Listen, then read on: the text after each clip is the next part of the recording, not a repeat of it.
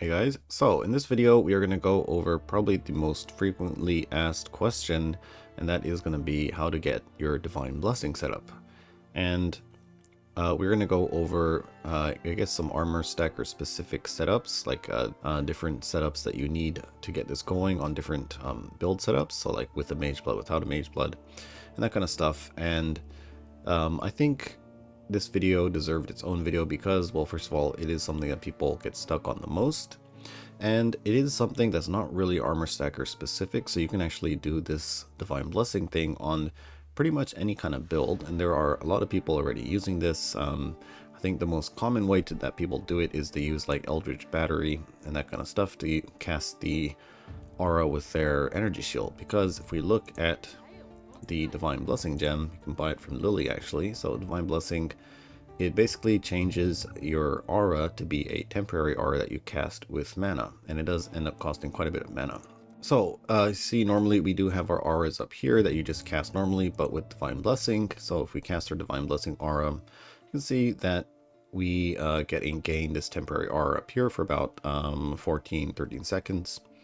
Now you can increase this duration up to like 18 seconds with an aura mastery. So non-curse aura skills have 50% increased duration, or you can link your aura to an increased duration support, and that'll increase the duration so you don't have to, cast it all the time.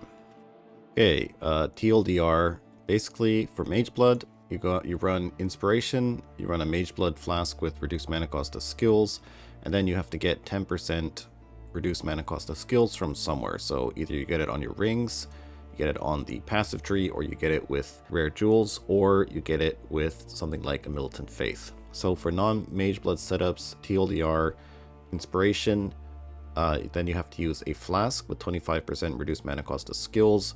You can only cast your Divine Blessing when you have this flask active, so choose one that doesn't use a lot of charges, like an elemental flask, and try to gain 3 charges when hit. Then you're gonna need to get at least another 35% reduced mana cost of skills from the passive tree or from your rings, like we mentioned with the 5% reduced mana cost of skills craft. So you either get that on your rings, maybe you can actually even get it on the amulet too, I think. So either you get it on the rings, you get it with jewels, or you get it on the passive tree and the mana mastery for 10% reduced mana cost of skills. Well, a combination of all 3 of those, and then you have your 100% or 99% reduced mana cost of your Divine Blessing, and you can actually start to use it. So that's the TLDR. If you want to see me showing it visually on the tree, then you can continue watching the video. So let's get into the first way that you're going to set this aura up, because it does cost quite a bit of mana. So, alright, so the goal of running this Divine Blessing setup is going to be to reduce the mana cost of the skill, of your Blessing skill, all the way down to at least 99%. You can get away with 99%. Then the aura will cost maybe like 20 mana, 10 mana, and that's very manageable. But in most cases, you'll probably try to get it down to 100%, which is pretty easy. So the way we do this is, first of all, there is this Inspiration support. So Inspiration support will give you 39%, and I think at a 2120 this goes up to 40. So we've got 39% from our Inspiration, and then what you're going to do is, so on a Mageblood setup, it's very easy to actually get your Divine Blessing going, and all you do pretty much is you link your Inspiration support to the aura that you're casting with Divine Blessing. So that's 39 or I guess 40%, 39, 40% reduced mana cost of the skill. And then you get a flask with 25% reduced mana cost of skills with the increased effect prefix, and then the 70% increased effect enchant. So you can do the enchant with the, what are these, enkindling orbs. And so what is that going to be? So that's 95% increased effect times 25 plus 25 is, so it's about 48%. So 48, and then plus our 40% we got from Inspiration, so that's 88% reduced. That means we need another 11% somewhere. So where can we get this 11%? Well, you can actually get it on rings, right? So there is a craft you can do. So there is 5% reduced mana cost of skills you can craft as a prefix on your rings. So if you have 2 rings, rare rings, you can craft 5%, so that's 10. And that leaves a 1% mana cost of your Divine Blessing, and then pretty much it's going to be like, what, 10, 20 mana. So, and then you can actually start to use it. So what if you are using unique rings? Well, how do you do this? So there's a couple ways you can do this. And first of all is to get there is some jewels that will have 5% reduced mana cost of skills that you can roll on, you know, just like Viridian jewels or Cobalt jewels and that kind of stuff. So you just get 2 of those, and that pretty much solves your mana. Okay, so another thing you can do is there is a mana mastery for 10% reduced mana cost of skills. So if you can't get jewels or craft the reduced mana cost on your rings, then what you can do is you can then just go grab a mana mastery. There's quite a few of them on the tree. See, there's one here, one here. A lot of them around the Scion area, which makes it very easy. There's some down here on the Duelist area. And there's a couple ones up here. There's one up here near the Witch area. And one over here on Templar. So it is very accessible. It will cost you some points on the tree, but considering how powerful a free 50% aura can be, I think it is very worth it. So that's one way you can do it. So there's also a on some of these mana masteries, there are skills like Dreamer, which gives you 10% reduced mana cost of skills, and the small nodes are giving you 5, so you can actually come get these. So yeah, there are a few ways on the passive tree to get it, but generally, the way you do it is with Inspiration, and then with the Flask, the Mageblood Flask, and then you get the rest on either your rings, your jewels, or the passive tree. Okay, so one other way to reduce the mana cost of your skills is with this Militant Faith. So Militant Faith can roll one of these mods that says 1% reduced mana cost of skills per 10 devotion. So you can actually get quite a lot of devotion, like say on something like Scion, or even on Witch too. There is, I think on Poison Spark, we used to do the same kind of thing, where you get a Militant Faith, and then you get a Unnatural Instinct, and the Unnatural Instinct basically allocates all the small passives, giving you quite a lot of devotion. See, my character has 170 devotion, and if we get rid of this Unnatural Instinct, you see we're going all the way down to 95. So with this jewel, just as it is in this one spot, I guess for my character, right, I'm getting 9% reduced mana cost of skills.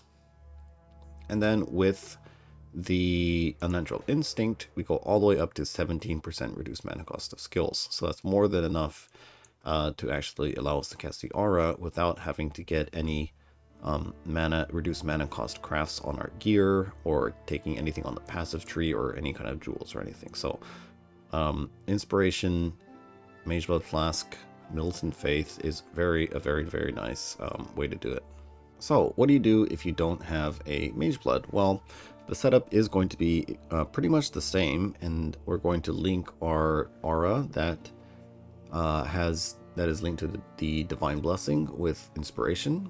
Right, so we got our Inspiration, and then so that's going to be 39%. So let's get the calculator out again. So 39%. Okay, and then what you're going to do is you're going to buy a flask with gain 3 charges when you're hit by an enemy, and preferably you want a flask that doesn't use a lot of charges. So I like to use the Ruby Flask or one of the elemental flasks, because they only use 20 charges and 50, so you have 22 uses of this. And we'll get into this a little bit later, but what you do is you can either craft it yourself or just buy these on trade.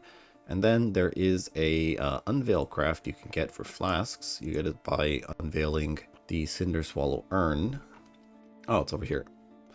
Okay, so it is up to 25% reduced mana cost of skills during effect. So either you craft it on yourself by unveiling the Cinder Swallow urn until you get it, or you can actually go on TFT, and there's a lot of people who will just craft this onto you for free and just ask them to do a max roll and give them the currency needed to craft it, and they'll craft it for you. So you basically get a flask similar to the Mageblood one, but instead of having increased effect, you're going to have gain 3 charges when you're hit. So that's going to give you 25%. So let's add 25. So now we're at 64% reduced.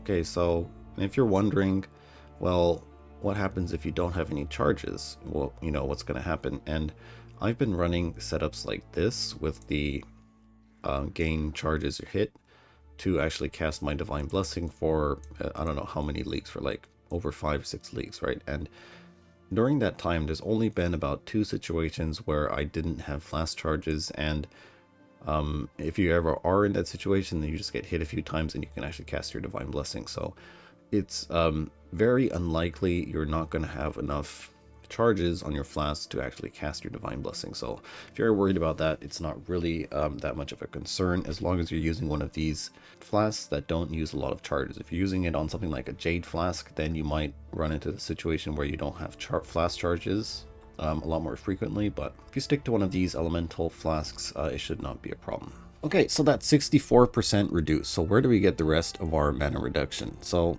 if you're playing on a Scion, this is very, very easy, because what you can do is you come over here and then you get this node here. So mana regeneration and reduced mana cost. So that is 15% here, 10% here, and then 5 on the small node.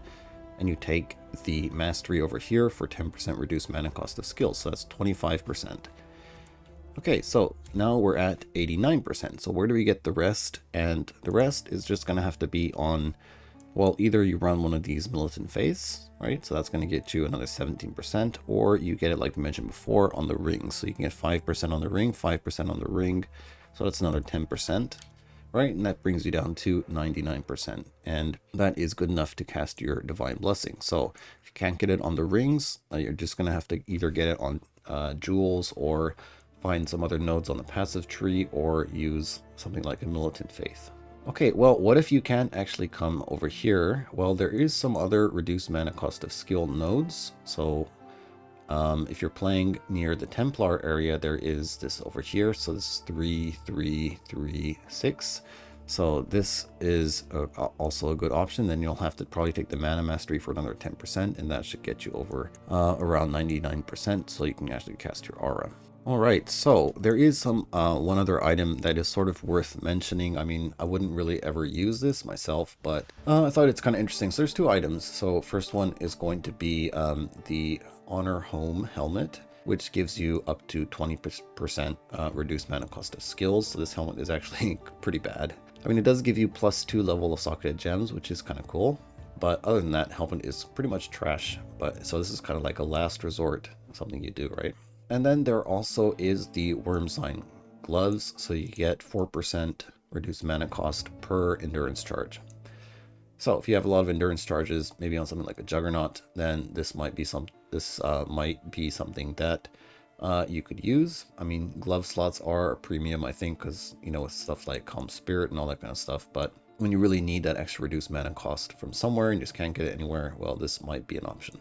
Alright, so that's going to be it for this one, guys. Very short, and just covering the Divine Blessing setup so you guys can get it up and running. And I hope this was helpful to you guys, and I'll see you next time.